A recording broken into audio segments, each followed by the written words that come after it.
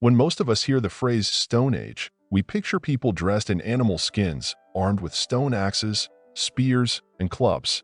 Our minds often fill with images of hunting mammoths, living in cold caves, and a constant struggle for survival.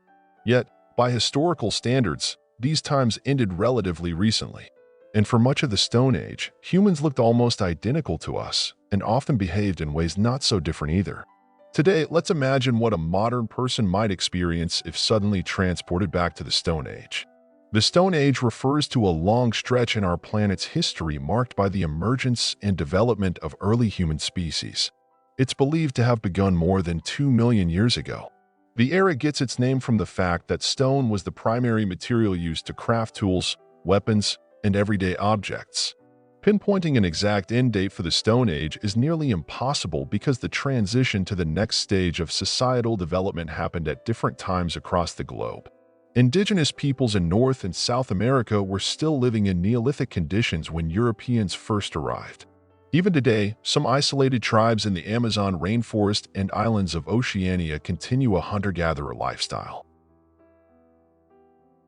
Some scholars link the end of the Stone Age to the widespread use of metal tools, while others argue it concluded with the rise of large cities and the full shift to settled living.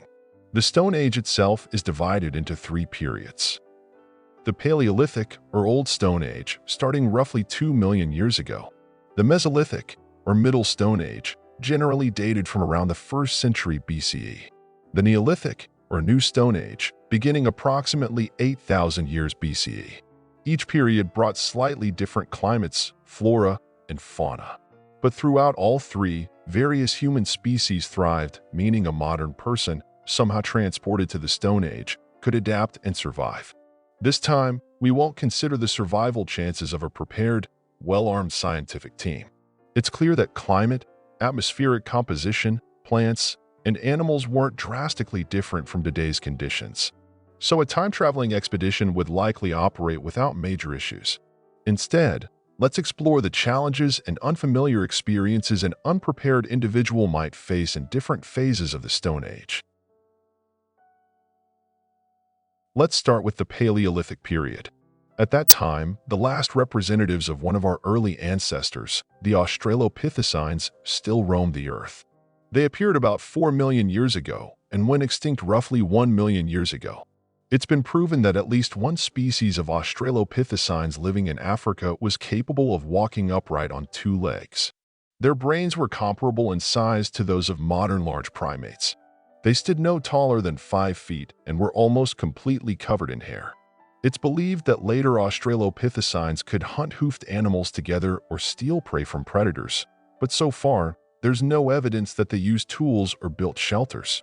Any modern human would have seemed like a giant among them and could probably have taught them how to use fire or make simple tools.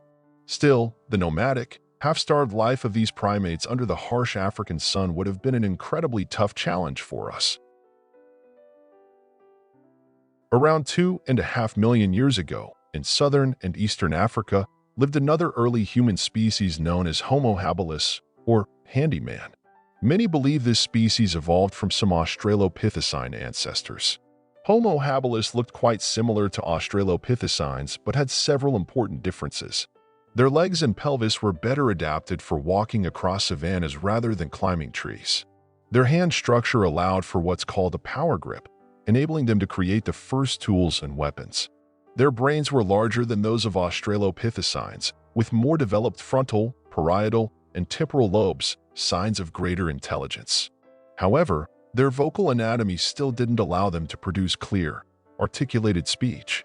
Homo habilis grew up to about 4 feet tall. Males weighed no more than 110 pounds, and females no more than 65. Visually, they were much closer to modern humans than Australopithecines.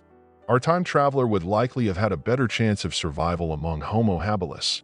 But without proper language, communication would still have been difficult.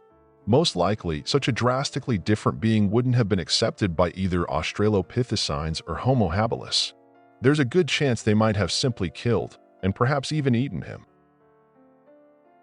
Modern humans might have been able to establish closer contact with a species like Homo erectus or the upright man. Estimates suggest Homo erectus appeared about 400,000 years ago, spreading from Africa to various continents. The first fossils of this species were discovered on the island of Java, while the oldest known Homo erectus remains have been found in the U.S. state of Georgia. Some researchers debate their African origins, proposing instead that Homo erectus may have first appeared in Asia, where several types of upright man have been identified. Still, the majority of scientists agree that Homo erectus is our direct ancestor. They had large brains and were capable of crafting fairly sophisticated tools. It's also believed they were the first to harness fire and build shelters. With these ancestors, we share quite a lot, and a modern human would likely stand a good chance of surviving alongside them. Similarly, modern humans could probably integrate smoothly into the cultures of Neanderthals and Cro-Magnons. Both groups mastered various crafts, hunted collectively, stored food for lean times, cared for the weak and vulnerable within their clans, and developed their own primitive cultures and possibly religions. It's worth noting that Cro-Magnons are essentially us, just without the trappings of modern civilization yet. Around 10,000 years ago, different human groups roamed the plains of Africa, Europe, and Asia, beginning their journey toward the eventual discovery of the Americas and Australia. They lived in small family groups and had limited contact with neighboring bands.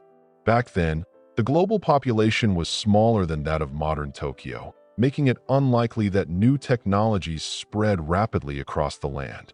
Most hunting tools, fishing gear, clothing, pottery, and other essentials were probably invented independently in various places, driven by the curious minds of ancient people.